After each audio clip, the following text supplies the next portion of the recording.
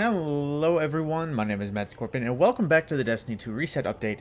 This time through, it is week number 4. We are on to Path of the Splicer number 4, and I hope everyone had a good Memorial Day weekend. In addition, I hope the cicadas aren't driving everyone nuts. But aside from that, it is time to look at what new has come with the reset this week. Before the video continues any further, there was a mention of double nightfalls from Bungie.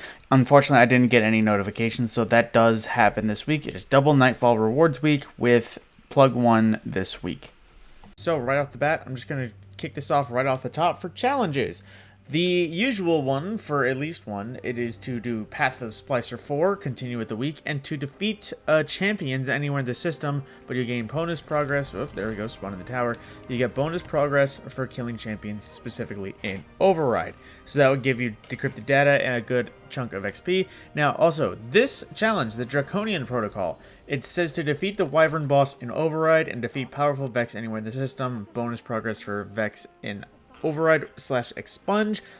I imagine that this means the Wyvern boss in Override, meaning it has to be Europa on, or it has to be Override on Europa, because I believe it was Europa was the Wyvern, the Moon was the Minotaur, and then the Tangled Shore was the Hydra. So with that, so far it's rotated back around to Europa, so I think we do have a 3-week cycle for Override at the moment. And it would be this week. If you need to do it, you need to wait until Override comes back around to Europa to do this after this week. Now moving forward, we have Ethereal Splicer, which is basically just collecting ether. If you've just been regularly playing the game, this should already be done like it had for this one. Then Fusion Rifle Splicer. In Override, defeating or expunge, defeating enemies with fusion rifles. Now you could do this the old-fashioned way, or if you're one of the lucky few that have gotten Vex Mythoclast so far, remember this is a fusion rifle, so this will make all those bounties so much easier. Now, continuing forward, we have Trials of the Tinker, unlocked artifact mods. This has basically reached the final artifact mod, the last two in the last section. If you've only been unlocking powerfuls and you haven't finished it, I would recommend unlocking that, because then that will be this Triumph. And we also have Contender's Delve for completing a Lost Sector on Legend or higher. For those that don't know, the Legendary/Master Lost Sectors, they scatter out through multiple worlds. They go throughout the EDZ, which there isn't any today, but there are some in the EDZ. There are on Europa, which is not here either today. They are on the Moon, which both of them are here. Now, let's see. We have K1 Community for Head Armor, 1310. I believe this is the Legend, and this is the Master. Now, it says Legend or higher, so you can do it at the 1310 variety. You don't need to do it at the 1340.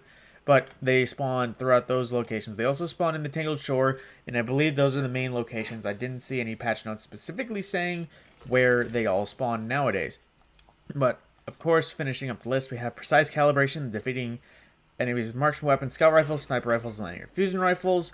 Bonus progress for defeating Guardians, but you need precision final blows to continue that. And for the Gambit challenge, it is high value targets. You need to defeat those high value targets that spawn once a match in Gambit. So if you want to do this, you need to keep an eye out for when Drifter says high value target has spawned. And Momentum Control has returned with this season. Now, if you really want to cheese this, there are 2 exotic weapons that you might want to get your hands on to utterly cheese this all the way through. And I would recommend in the kinetic slot, Wish Ender, or Jade Rabbit, or Polaris Lance. Polaris Lance is a good option too. Basically, think of a high impact frame scout. I imagine aggressive hand cannons might be a little bit better with the rate of fire increase, but the cheese is ultimately Wish Ender. Put that on a hunter, freaking get the exotic bow Peacekeeper, or exotic gauntlets Peacekeepers, or Oathkeepers, excuse me, which basically make it so that bow charge can be held indefinitely. So you can have indefinite wall hacks, and those are one shot to the head. That is the easy way to cheese kills and momentum control. Now, going through the rest of the list, we have the Vanguard Chosen, which is special because it tells you to complete any Nightfall Strike on hero difficulty or higher, which is basically any mode with champions, and it rewards you the Nightfall weapon. I believe we've already done the cycle where it's plug 1 the fusion this week. Next week will be Hung Jury, and then after that it'll be the Uzuma Sniper, or whatever the sniper is called. So I think if somehow you wanted to, just because it says the Nightfall weapon, I believe it's dependent on whatever actual it is this week, similar to how the exotic engrams with the locations and the lost sectors. If you keep one in your postmaster and then wait until it rotates around to a specific day, you can open it, and you know, blah blah blah, stuff like that. But I do believe if you wanted to get a guaranteed hung jury or a plug one or a Nazuma, you could wait to claim this until the week it comes around. This is not proven, I will emphasize that, but you know, if you want to give that a check, that's an option. So with all those challenges out of the way, it's time to go through what everything is in the reset. To go through Europa, we have the agility simulation. Once again, it's rotated back around to that. The Warrior Empire Hunt, for those that want to do the Master for a Pinnacle. And for the Crypt itself, we have Red Rover. It's rotated all the way back around. It is the Security Challenge, which is basically everyone has to do at least the Operator role in the bottom. You must do it in 3 phases with the Asterian, Abyss, Eclipse Zone. Now for Crucible, you could have guessed Momentum Control is in the Rotator playlist right now. Trials is coming back on the weekend. No Iron Banner this week. But yeah, if you wanted to play Momentum Control, think Halo SWAT, except it's not just DMRs, battle rifles, and pistols. You have the whole armory at your disposal. Also, radar's disabled if you don't entirely like that. Vault has once again come back around. I didn't realize they added guided games, but there's no challenge mode yet. It's still just running up Vault for the sake of running Vault. And for the Nightfall Strike, it is the Acadian Valley. It is the Inverted Spire.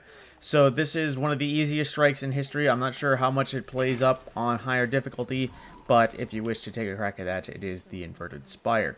Now, aside from that, no new huge story beats so far. The Path to Splicer might drop some bombs, and I might as well grab this challenge just so it starts blinking at me. I will have a video on the dialogue regarding Path to the Splicer, and I believe that is all I will need to take care of for the moment.